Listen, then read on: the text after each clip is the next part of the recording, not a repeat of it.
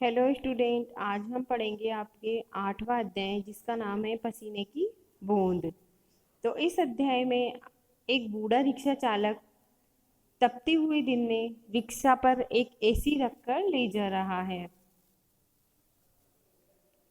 AC की ठंडक उसके भाग्य में नहीं, उसे केवल एसी को पहुंचाने का कष्ट उठाना है और उस एसी की ठंडक लेने वाले उसके पसीने की बूंद का लाभ उठाकर भी उसके पसीने का मूल्य नहीं समझ सकते। यही इसमें हमें बताया गया है। तो धीरे धीरे बढ़ता रिक्शा बूढ़े चालक के दम से तन से बहता जाए पसीना देख नयन होते नम से।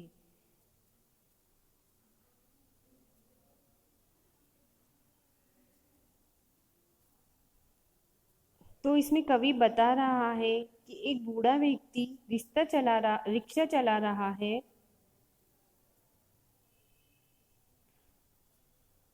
किंतु रिक्शा धीरे धीरे ही आगे बढ़ पा रहा है। इससे पता चलता है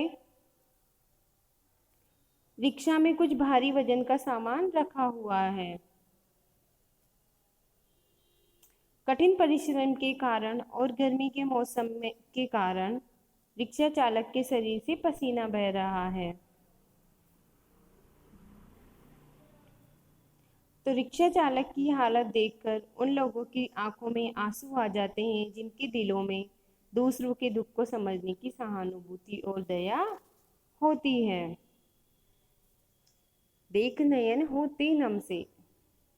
नया बड़ा एसी पीछे था,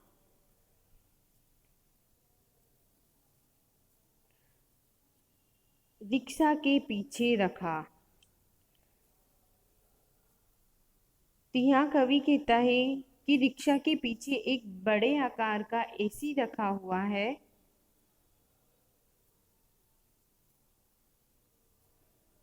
चिढ़ा रहा है एसी उसको, उसने उसे नहीं देखा।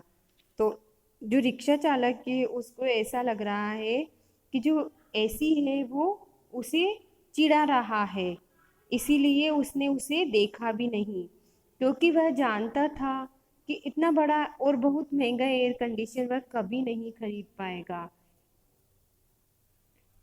दायां पांव उठ रहा ऊपर बायां पेडल दबने से। तो इसमें कवि कह रहा है कि भारी भरकम जो एसी रिक्शा पर लेकर जा रहा है रिक्शा चालक, तो बाएं पेडल पर जब जोर लगाता है तब किसी तरह उसका दायां पांव ऊपर उठ जाता है।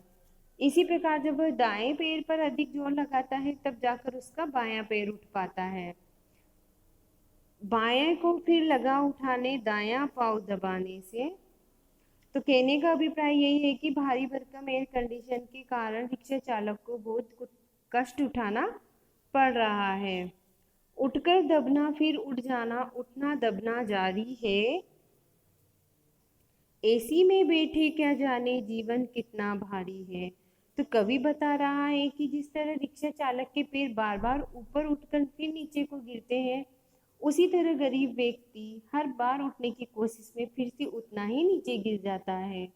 बढ़ती महंगाई और समाज में अमीरों द्वारा किया जाने वाला शोषण कभी भी गरीब को पूरी तरह उठने नहीं देते।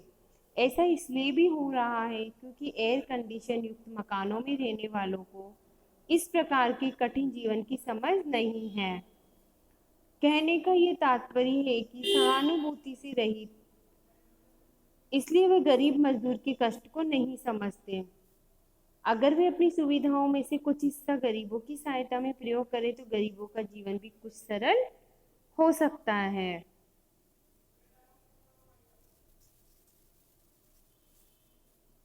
अगर पसीना बहा सकोगे जानोगे तब श्रम का मोल।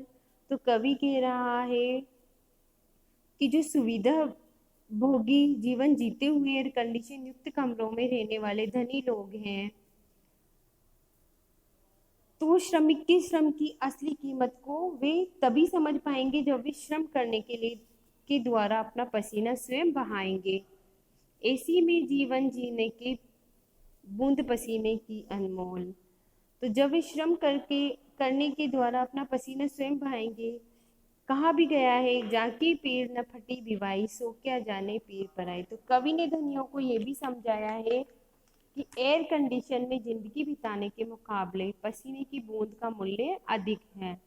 तो परिश्रम करने से ही मनुष्य स्वस्थ भी रहता है। इस तरह से कवि ने पूरे समाज को श्रम का महत्व समझने के लिए प्रेरित किया है। तो यही आपका अध्याय खत्म होता है। इसके बाद आपकी शब्दार्थ है। शब्दार्थ आपको इस चैप्टर के पूरे ही करने हैं। तो इसमें है दम, ताकत या सांस। नम होता है गीला। श्रम का अर्थ होता है मेहनत। तन का अर्थ होता है शरीर। एसी का होता है वातानुकूलित यंत्र या एयर कंडीशन। मोल होता है मूल्य। तो बच्चों, आज की क्लास आपकी यहीं फिनिश होती है। Okay, bye student.